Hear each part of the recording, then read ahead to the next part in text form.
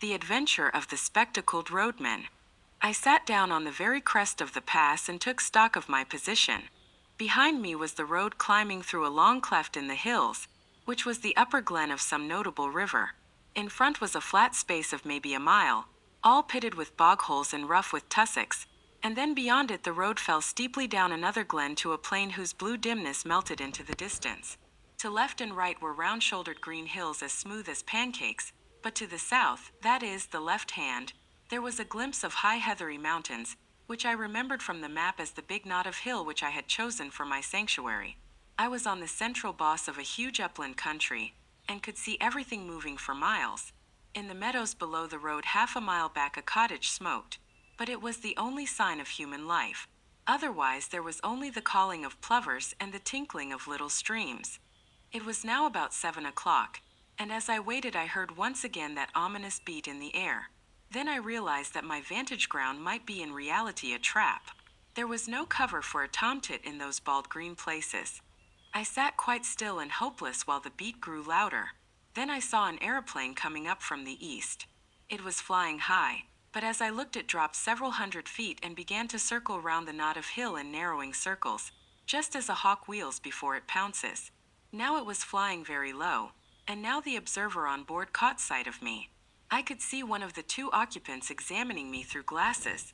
Suddenly it began to rise in swift whirls, and the next I knew it was speeding eastward again till it became a speck in the blue morning. That made me do some savage thinking. My enemies had located me, and the next thing would be a cordon round me. I didn't know what force they could command, but I was certain it would be sufficient. The aeroplane had seen my bicycle, and would conclude that I would try to escape by the road. In that case there might be a chance on the moors to the right or left. I wheeled the machine 100 yards from the highway, and plunged it into a moss hole, where it sank among pondweed and water buttercups. Then I climbed to a knoll which gave me a view of the two valleys. Nothing was stirring on the long white ribbon that threaded them. I have said there was not cover in the whole place to hide a rat. As the day advanced it was flooded with soft fresh light, till it had the fragrant sootiness of the South African veldt. At other times I would have liked the place, but now it seemed to suffocate me. The free moorlands were prison walls, and the keen hill air was the breath of a dungeon. I tossed a coin heads right, tails left, and it fell heads, so I turned to the north. In a little I came to the brow of the ridge which was the containing wall of the pass. I saw the high road for maybe 10 miles, and far down it something that was moving, and that I took to be a motor car. Beyond the ridge I looked on a rolling green moor, which fell away into wooded glens. Now my life on the veldt has given me the eyes of a kite, and I can see things for which most men need a telescope. Away down the slope, a couple of miles away, several men were advancing like a row of beaters at a shoot. I dropped out of sight behind the skyline. That way was shut to me, and I must try the bigger hills to the south beyond the highway. The car I had noticed was getting nearer, but it was still a long way off with some very steep gradients before it. I ran hard, crouching low except in the hollows, and as I ran I kept scanning the brow of the hill before me. Was it imagination, or did I see figures, one, two, perhaps more, moving in a glen beyond the stream? If you are hemmed in on all sides in a patch of land, there is only one chance of escape. You must stay in the patch, and let your enemies search it and not find you. That was good sense, but how on earth was I to escape notice in that tablecloth of a place? I would have buried myself to the neck in mud, or lain below water, or climbed the tallest tree. But there was not a stick of wood. The bog holes were little puddles. The stream was a slender trickle. There was nothing but short heather, and bare hill bent, and the white highway. Then in a tiny bite of road, beside a heap of stones, I found the roadman. He had just arrived, and was wearily flinging down his hammer. He looked at me with a fishy eye and yawned. "Confound the day I ever left the herd in," he said, as if to the world at large. "There I was my ein meester. Now I'm a slave to the government, tethered to the roadside, why sair een, and a back like a suckle." He took up the hammer, struck a stone, dropped the implement with an oath, and put both hands to his ears. "Mercy on me! My hide's bursten," he cried. He was a wild figure, about my own size but much bent, with a week's beard on his chin, and a pair of big horn spectacles. "I canna date," he cried again. "The surveyor maun just report me. I'm for my bed." I asked him what was the trouble, though indeed that was clear enough. The trouble is that I'm no sober. Last nicht my Dr. Meran was waddit, and they danced till fower in the byre. Me and some itherchiels sat down to the drinkin', and here I am. Pity that I ever look it on the wine when it was red. I agreed with him about bed. It's easy speakin', he moaned, but I got a postcard yestreen sayin' that the new road surveyor would be round the day. He'll come and he'll no find me, or else he'll find me foe, and either way I'm a done man. I'll owa back to my bed and say I'm no wheel, but I doot that'll no help me, for they ken my kind o' noolness. Then I had an inspiration. Does the new surveyor know you? I asked. Know him. He's just been a week at the job. He rins about in a wee motor car, and what spear the inside o't o' welk. Where's your house? I asked, and was directed by a wavering finger to the cottage by the stream. Well, back to your bed, I said, and sleep in peace. I'll take on your job for a bit and see the surveyor. He stared at me blankly. Then, as the notion dawned on his fuddled brain, his face broke into the vacant drunkard's smile. You're the Billy, he cried. It'll be easy enough managed. I've finished that bing o' stains, so you needna chap ony mare this forenoon. Just take the berry, and we'll enoch metal frae yon quarry doon the road to Maconair bing the morn. My name's Alexander Trummel, and I've been 7 year at the trade, and 20 afore that herdin' on Lathen water. My friends me ecky and while specky, for I wear glasses being wake o' the sicht. Just you speak the surveyor fair, and to him, sir, and he'll be fell pleased. I'll be back or midday. I borrowed his spectacles and filthy old hat, stripped off coat, waistcoat, and collar, and gave him them to carry home. Borrowed, too, the foul stump of a clay pipe as an extra property. He indicated my simple tasks, and without more ado set off at an amble bedwards. Bed may have been his chief object, but I think there was also something left in the foot of a bottle. I prayed that he might be safe under cover before my friends arrived on the scene. Then I set to work to dress for the part. I opened the collar of my shirt. It was a vulgar blue and white check such as pluffmen wear, and revealed a neck as brown as any tinker's. I rolled up my sleeves, and there was a forearm which might have been a blacksmith's, sunburnt and rough with old scars. I got my boots and trouser legs all white from the dust of the road, and hitched up my trousers, tying them with string below the knee. Then I set to work on my face. With a handful of dust I made a watermark round my neck, the place where Mr. Turnbull's Sunday ablutions might be expected to stop. I rubbed a good deal of dirt also into the sunburn of my cheeks. A roadman's eyes would no doubt be a little inflamed, so I contrived to get some dust in both of mine, and by dint of vigorous rubbing produced a bleary effect. The sandwiches Sir Harry had given me had gone off with my coat, but the roadman's lunch, tied up in a red handkerchief, was at my disposal. I ate with great relish several of the thick slabs of scone and cheese and drank a little of the cold tea. In the handkerchief was a local paper tied with string and addressed to Mr. Turnbull, obviously meant to solace his midday leisure. I did up the bundle again, and put the paper conspicuously beside it. My boots did not satisfy me, but by dint of kicking among the stones I reduced them to the granite-like surface which marks a roadman's footgear. Then I bit and scraped my fingernails till the edges were all cracked and uneven. The men I was matched against would miss no detail. I broke one of the bootlaces and retied it in a clumsy knot, and loosed the other so that my thick gray socks bulged over the uppers. Still no sign of anything on the road. The motor I had observed half an hour ago must have gone home. My toilet complete, I took up the barrow and began my journeys to and from the quarry 100 yards off. I remember an old scout in Rhodesia, who had done many queer things in his day, once telling me that the secret of playing a part was to think yourself into it. You could never keep it up, he said, unless you could manage to convince yourself that you were it. So I shut off all other thoughts and switched them on to the road mending. I thought of the little white cottage as my home. I recalled the years I had spent herding on Lathen water. I made my mind dwell lovingly on sleep in a box bed and a bottle of cheap whiskey. Still nothing appeared on that long white road. Now and then a sheep wandered off the heather to stare at me. A heron flopped down to a pool in the stream and started to fish, taking no more notice of me than if I had been a milestone. On I went, trundling my loads of stone, with the heavy step of the professional. Soon I grew warm, and the dust on my face changed into solid and abiding grit. I was already counting the hours till evening should put a limit to Mr. Turnbull's monotonous toil. Suddenly a crisp voice spoke from the road, and looking up I saw a little Ford two-seater, and a round-faced young man in a bowler hat. "Are you Alexander Turnbull?" he asked. "I am the new county road surveyor. You live at Black Hope Foot, and have charge of the section from Laidlaw Byres to the Rigs? Good. A fair bit of road, Turnbull, and not badly engineered. A little soft about a mile off, and the edges want cleaning. See you look after that. Good morning. You'll know me the next time you see me." Clearly my get-up was good enough for the dreaded surveyor.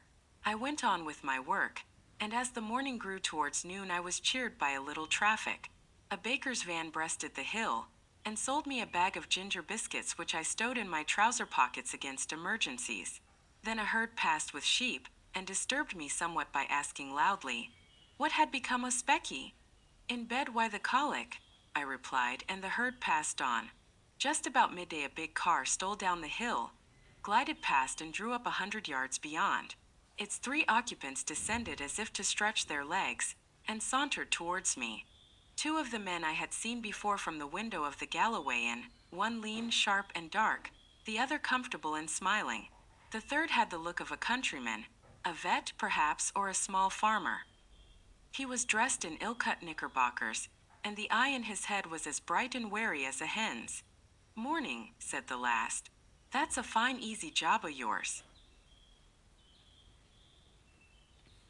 I had not looked up on their approach, and now, when accosted, I slowly and painfully straightened my back, after the manner of roadmen, spat vigorously, after the manner of the low Scot, and regarded them steadily before replying. I confronted 3 pairs of eyes that missed nothing. "There's where jobs and there's better," I said sententiously. "I wad rather hae yours, sittin' a day on your hinderlands on they cushions. It's you and your muckle cores that wreck my roads. If we had our ricks, ye sud be made to mend what ye break." The bright-eyed man was looking at the newspaper lying beside Turnbull's bundle. "I see you get your papers in good time," he said. I glanced at it casually. "Aye, in good time. Seein' that paper came out last Saturday, I'm just 6 days late." He picked it up, glanced at the superscription, and laid it down again. One of the others had been looking at my boots, and a word in German called the speaker's attention to them. "You've a fine taste in boots," he said. "These were never made by a country shoemaker." "They were not," I said readily. "They were made in London. I got them frae the gentleman that was here last year for the shootin'. What was his name now?" And I scratched a forgetful head. Again the sleek one spoke in German. "Let us get on," he said. "This fellow is all right." They asked one last question. "Did you see anyone pass early this morning? He might be on a bicycle or he might be on foot." I very nearly fell into the trap and told a story of a bicyclist hurrying past in the gray dawn. But I had the sense to see my danger. I pretended to consider very deeply. "I wasna up very early," I said. "Ye see, my doctor was marrit last nicht, and we keepit it up late. I opened the house door about 7, and there was naebody on the road then. Since I cam up here there has just been the baker and the Ruhill herd, besides you gentlemen." One of them gave me a cigar, which I smelt gingerly and stuck in Turnbull's bundle. They got into their car and were out of sight in 3 minutes. My heart leaped with an enormous relief, but I went on wheeling my stones. It was as well, for 10 minutes later the car returned, one of the occupants waving a hand to me. Those gentry left nothing to chance. I finished Turnbull's bread and cheese, and pretty soon I had finished the stones. The next step was what puzzled me. I could not keep up this road-making business for long. A merciful providence had kept Mr. Turnbull indoors, but if he appeared on the scene there would be trouble. I had a notion that the cordon was still tight round the glen, and that if I walked in any direction I should meet with questioners. But get out I must. No man's nerve could stand more than a day of being spied on. I stayed at my post till 5 o'clock. By that time I had resolved to go down to Turnbull's cottage at nightfall, and take my chance of getting over the hills in the darkness. But suddenly a new car came up the road, and slowed down a yard or 2 from me. A fresh wind had risen, and the occupant wanted to light a cigarette. It was a touring car, with the tonneau full of an assortment of baggage. One man sat in it, and by an amazing chance I knew him. His name was Marmaduke Jopley, and he was an offense to creation.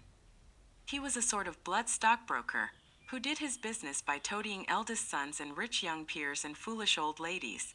Marmee was a familiar figure, I understood, at balls and polo weeks and country houses.